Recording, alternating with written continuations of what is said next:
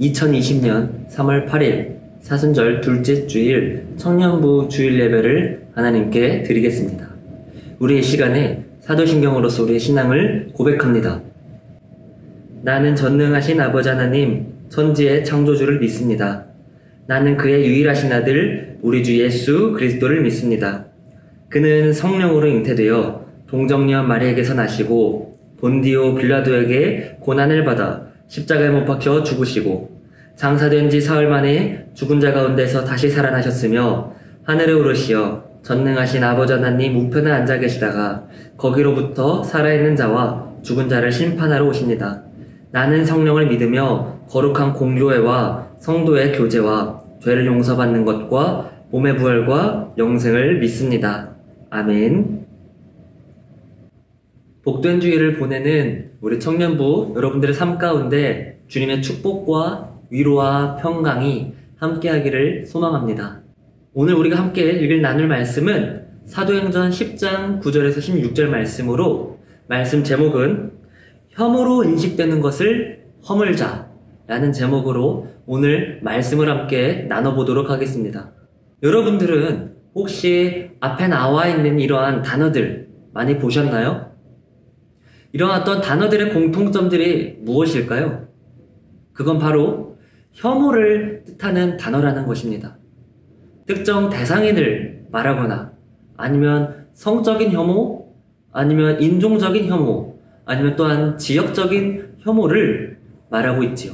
그런데 이스라엘 역사 중에서도 사마리아를 향한 지역적, 인종적, 종교적인 혐오가 있었습니다. 이러한 혐오의 배경에는 우리 민족은 하나님으로부터 선택받은 거룩하고 구별된 민족이다 라는 생각에 깔려 있습니다.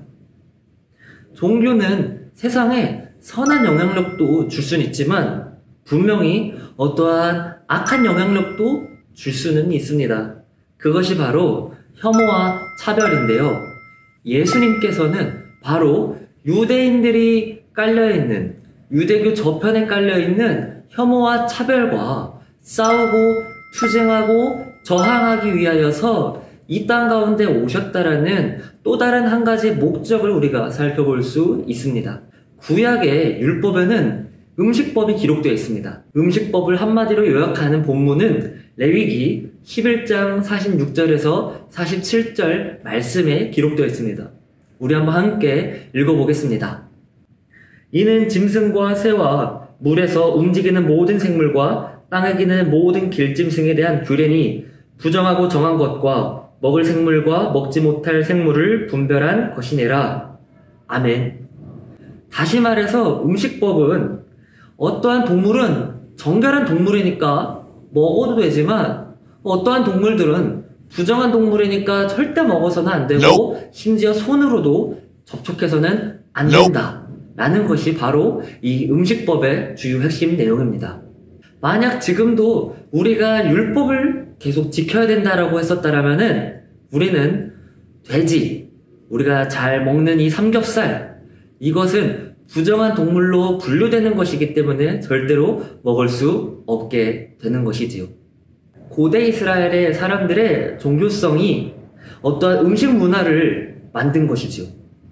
그런데 이 고대의 이스라엘의 문화 속에서는 숫자 문화라는 것도 있었습니다. 우리는 4 아니면 6이라는 숫자를 되게 좋지 않은 숫자로 여기죠. 그리고 7이라는 숫자는 매우 운이 좋은 숫자라고 생각을 합니다. 마찬가지로 이스라엘의 숫자 문화 중에서는 숫자 3이라는 것은 완전한 숫자를 의미하는 것이었습니다. 그래서 어떠한 3단 구분이 있어서 이 세 가지가 합쳐졌을 때 완벽하다라는 문화가 있었죠. 쉽게 찾아볼 수 있는 것 중에 하나가 삼위일체, 성부 하나님, 성자 예수님, 성령님 이렇게 셋으로 나누는 것이 하나의 사례라고 볼 수 있습니다. 앞에 그림을 보면은 이해가 쉬울 것인데요. 고대 이스라엘 사람들은 사람과 지역과 동물을 3단으로 구분했습니다. 사람은 모든 인류, 그리고 거기와 구분되어 있는 이스라엘 백성, 거기에서 조금 더 구별되어 있는 제사장, 같은 맥락으로 지역, 모든 세계 여기에서 구분되어 있는 적각굴이 흐르고 있는 가나안 땅, 그리고 그 가나안 땅 속에서 성막 안에 있는 지성소라는 곳은 더 특별한 곳으로서 더 제한이 되는 곳이었습니다. 마찬가지로 동물, 음식의 구분은 모든 동물, 그리고 말씀에 기록되어 있는 음식법에 기록되어 있는 선별된 동물, 그리고 마지막에 제사로 바쳐지는 제물이 되는 가축, 매우 고귀하고 깨끗한 가축, 이렇게 세 가지로 구분법이 있었습니다. 이 패러다임에서 우리가 알 수 있는 것은 무엇이냐? 바로 고대 이스라엘 사람들은 매번 식탁에서 3번 음식을 먹으면서, 음식법에 기록되어 있는 그 음식을 먹으면서 언제나 우리는 거룩한 하나님의 선택받은 민족이다라는 그 민족적인 정체성을 매번 상기하는 그런 어떠한 식탁 교육이 있었다라는 것이죠.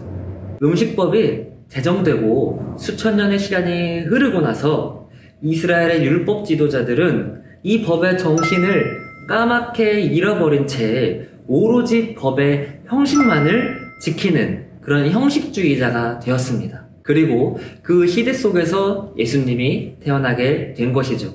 거룩한 구분, 구약시대에서는 분명히 이 음식법이 거룩한 구분이었습니다. 이것이 바로 율법의 정신이었지만 이 정신을 잃어버린 채 율법의 형식만 남으니 이 음식법은 무엇이 되느냐? 바로 혐오와 차별을 가져오는 기준점이 된 것이죠. 그래서 예수님께서는 이 종교적으로 혐오와 차별을 허용하는 이러한 어떤 시대적인 상황을 저항하기 위하여서 예수님은 수많은 사역들을 펼치셨습니다. 우리 이 시간에 말씀 2개를 한번 읽어보겠습니다. 누가복음 7장 34절 말씀과 누가복음 23장 45절 말씀입니다. 함께 읽어보겠습니다. 인자는 와서 먹고 마시매 너희 말이 보라 먹기를 탐하고 포도주를 즐기는 사람이요 세리와 죄인의 친구로다 하니 성소의 휘장이 한가운데가 찢어지더라. 아멘. 예수님은 율법주의자들에게 업보요, 술꾼이요 라는 비난을 받으면서도 부정한 존재로 여겨지던 세리, 죄인, 창녀, 환자 이러한 사람들과 함께 식탁 교제를 함께 나누었습니다. 이것은 무엇이냐? 바로 사람의 경계선을 허물으셨다라는 그것을 뜻합니다. 또한 십자가에 돌아가신 뒤 제사장만이 출입할 수 있었던 그 지성소와 그 밖에 사이를 가로막는 커튼 같은 휘장이 찢어지게 되는 사건이 발생했습니다. 이 사건이 말하는 것은 무엇이냐?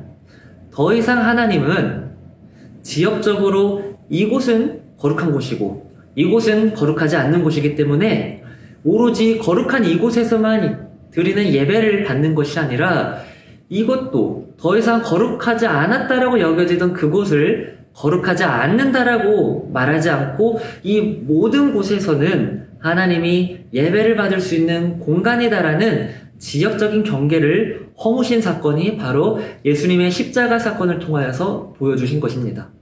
그리고 사도행전 10장 9절에서 16절 말씀, 우리가 함께 살펴본 본문 말씀은 무엇을 의미하냐? 바로 음식의 경계선을 허문 하나님의 사역이라고, 사건이라고 볼 수 있습니다. 사도행전 10장 9절에서 16절 말씀에는 베드로가 경험한 환상 이야기가 기록되어 있습니다.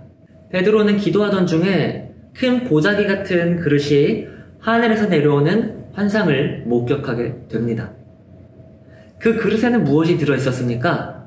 바로 레위기 11장에서 하나님께서 부정한 것이라고 여겨졌던 동물들이 담겨져 있었습니다. 하늘에서는 그릇 안에 들어있는 이 부정한 동물을 목격한 베드로를 향하여서 이 동물들을 잡아먹어라 라고 이야기를 했습니다. 그러나 베드로는 속되고 부정한 동물을 지금까지 나는 먹어본 적이 없습니다. 앞으로도 먹지 않을 것입니다. 라는 대답을 하지요. 그러자 다시 하늘에서는 하나님께서 깨끗하게 하신 것을 속되다고 하지 말아라 라는 음성이 들려오며 이런 일이 3번 일어난 뒤에 부정한 동물들을 담은 그릇은 다시 하늘로 올라가게 되었습니다. 하나님께 선택받았다라고 여겨지는 유대인 중에 한 사람이었던 대표자 베드로가 경험한 환상, 즉 부정하게 여겨져 왔던 동물들을 더 이상 더럽다거나 속되다라고 판단하지 말라는 소리가 하늘에서 들려오는 이 환상은 무엇을 의미하는 것일까요? 바로 음식을 가지고 정결함과 부정함을 구분하지 말라라는 의미입니다.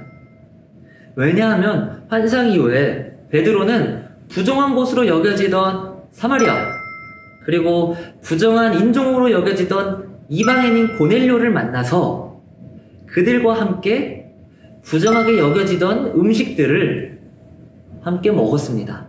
하나님께서는 이 사건을 통하여서 유대 사람과 이방 사람 사이의 경계, 그리고 거룩한 공간과 속된 공간 사이의 경계, 그리고 정한 음식과 부정한 음식 사이의 경계를 완벽하게 허무신 것이지요. 말씀을 정리합니다. 오늘 말씀 제목은 혐오로 인식되는 것을 허물자였습니다. 예수님께서 말씀하시는 그 기독교 정신은 절대로 배타적이거나 폐쇄적인 것이 아닙니다. 오히려 경계를 허무신 그 작업을 통해 보여주는 모습은 포용적이고 개방적인 모습에 더 가깝다고 우리는 볼 수 있겠지요. 예수님께서 말씀하시는 기독교 정신은 우리는 깨끗하고 거룩하지만 저들은 더럽고 혐오스러워 라는 율법주의자들의 이 생각과 신앙에 저항하는 것입니다. 이 말씀을 통해 우리의 생각이 변화되고 우리의 삶이 변화되기를 다짐하고 결단하신다라면 우리 삶에 스며들고 있는 어떤 혐오와 정죄를 불러오는 생각과 말과 행동을 제거하는 작업을 꼭 시도하기를 바랍니다. 이번 한 주간도 언제나 혐오와 차별에 저항하던 그 예수님의 정신을 본받고서 살아가는 복된 한 주간이 되기를 소망하며 말씀을 마칩니다. 함께 기도하겠습니다. 사랑과 은혜가 풍성하신 하나님 아버지 감사드립니다. 하나님 복된 주일을 맞이하여서 우리가 교회에 나와서 함께 예배드리지는 못하지만 각 가정에서 우리가 온라인 영상을 통하여서 하나님 아버지 앞에 예배드리며 우리가 말씀을 통하여서 우리의 삶을 한번 되돌아보기를 소망합니다. 주님이 보여주시는 그 사역들, 혐오와 차별에 저항하는 그 사역들을 우리가 깊이 묵상할 수 있는 자가 되게 하여 주시며 단지 묵상하는 것이 아니라 이것을 내 삶으로 이끌어와서 삶에서 결단하고 변화되는 그런 모습들이 우리의 삶 가운데 일어나게 하여 주시옵소서. 감사드리며 이 모든 말씀 살아가신 예수 그리스도의 이름으로 기도합니다. 아멘. 우리의 시간 주기도문으로서 우리의 신앙을 고백하고 청년부 예배를 마치겠습니다. 하늘에 계신 우리 아버지, 아버지의 이름을 거룩하게 하시며 아버지의 나라가 오게 하시며 아버지의 뜻이 하늘에서와 같이 땅에서도 이루어지게 하소서. 오늘 우리에게 일용할 양식을 주시고 우리가 우리에게 잘못한 사람을 용서하여 준 것 같이 우리 죄를 용서하여 주시고 우리를 시험에 빠지지 않게 하시고 악에서 구하소서. 나라와 권능과 영광이 영원히 아버지의 것입니다. 아멘.